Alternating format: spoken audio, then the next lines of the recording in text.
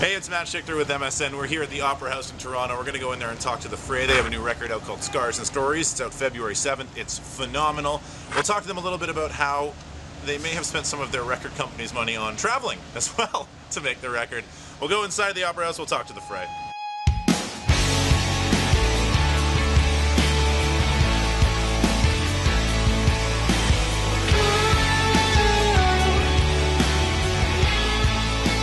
Well, thanks, guys. Thanks so much for doing this.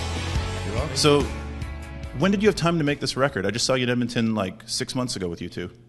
Actually, we were right in the middle of making the record. We took okay. a break to tour with you two because that's what you do. Yes, when asked, of course. And yeah, we spent about a month after that and finished it up last summer. Did being on the road with them change anything sonically with the record? Did you see anything and be like, oh, we got to do stuff like that? Yeah, there was a song called "Turn Me On" that was really fast. We were trying to be kind of, I don't know if we were trying to be Foo Fighters, but if we were, we were failing. So we went back to the studio after we played it in the stadium. It just wasn't working, so we slowed it down and made it a little more Al Green. Baby making music. And that's how it came out on the record. I'm hearing from a lot of reviews that this record doesn't have as much baby making music. So talk about the difference in wanting to maybe change it up a little, to make it a little heavier this time. I don't think we made a conscious effort to make it heavier. We certainly worked with a rock producer. You know, Brendan O'Brien has done a lot of our favorite rock records, so I think that affected it. Well, we just set out to hopefully make a better record, but I think it,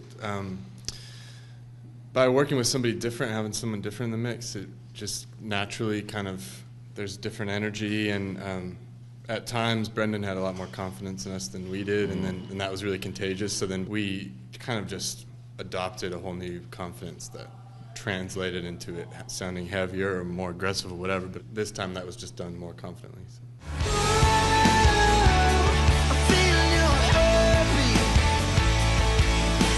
How is the guitar working, Dave, Joe?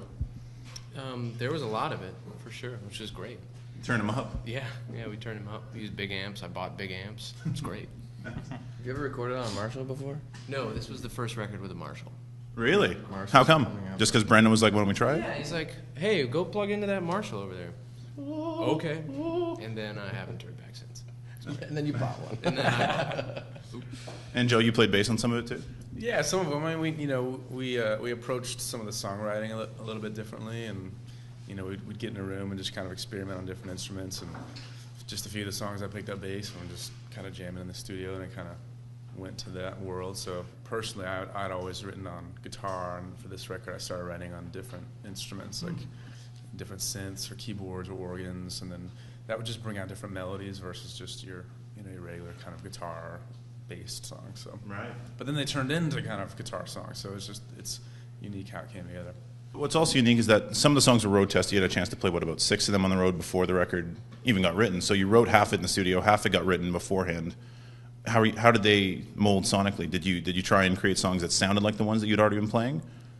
Well, actually, Joe had an idea in the beginning to spend some of our budget on travel and just spend some of Sony's money. Nice. Right, in different places besides Denver. So we went all over the place. Went to New York and New Orleans, and I went to Africa. We wrote in a lot of different locations and kind of went with that mentality to sort of collect images and inspiration, and I think that made its way into the songs and into the recording process. We'd come back with a bunch of different ideas, and the guys would kind of sit down and listen to them and like this, don't like this, and just start with one. So it was different for us. I liked it a lot.